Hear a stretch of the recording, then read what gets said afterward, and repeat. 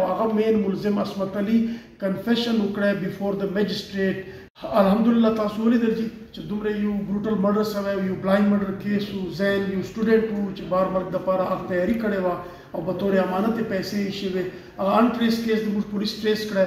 عصمت علي چې کوم مین ملزم و چې کوم مرډر و هغه یې اریسټ کړی. بیا ویپن اف افینس الحمدلله چې کوم پیسټل و هغه مو ریکور کړی.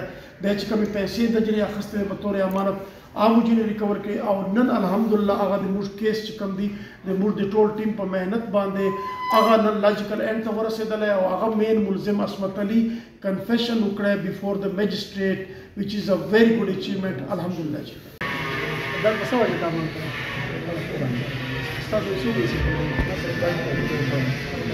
او دغه هلک څه نوم و؟ زین رحمان. دی څومره وخت نه تا پېژندو؟ صحیح ده. نو باید دوی تاسو لیکو دي تاسو د بل څه بهانه یا بل څه دغه نه شو کولی چې تا ډایرکټ دی ووځو. بیا تا کوم ځای ته بولې؟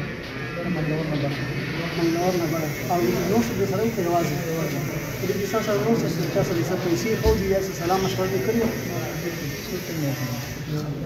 صحیح ده. او په څه دې ګمار کړی؟ تماچه کوم ځای کې وه سره؟ صحیح ده. او څو ورځې کې دې کړې؟ چې کله ډس کوو نو زړه دې نه یادېدو د خفه کېدې نه چې دا بچی دی خپل بچي دې نشته؟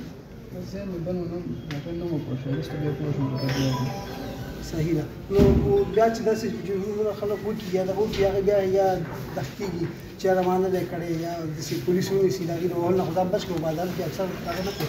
تا څنګه دا جرمداري کومه نو څه ژوند یې څه ډول دی؟ ما کړی نه بس نور دروغ نه شم ویلی چې جرم مې کړی دا هغه ګناه ده. نور دروغ نه شم ویلی. ما کړی لکه نه انشاءالله. صحیح. نو ستا په شان کې نور خلک دي چې هغه د پیسو دپاره داسې ډېر غلط کارونه کوي د هغې دپاره څه مسج ورکړه؟ بیان ته هڅه کوه چې پیسو را رسېږي پیسې هڅه هم کېږي دا هغه ځای نه ده. انشاءالله.